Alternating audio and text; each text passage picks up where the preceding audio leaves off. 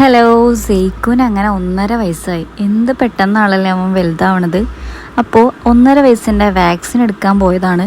1.5 വയസ്സിൻ്റെ വാക്സിന് മുമ്പ് നമ്മൾ 1.25 ഒരു വാക്സിൻ എടുക്കേണ്ടതായിട്ടുണ്ട്.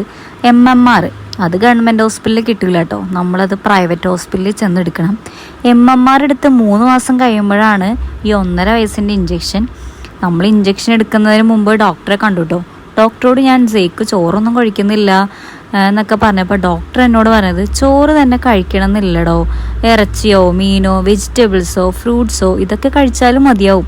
പിന്നെ ഒരു മുട്ട ഡെയിലി കൊടുക്കുന്നത് വളരെ നല്ലതാണെന്ന് പറഞ്ഞു കേട്ടോ. പിന്നെ ഇവന് വിരയുടെ ഗുളിക കൊടുത്തിട്ടുണ്ടായില്ല, അപ്പോൾ അതും വാങ്ങി.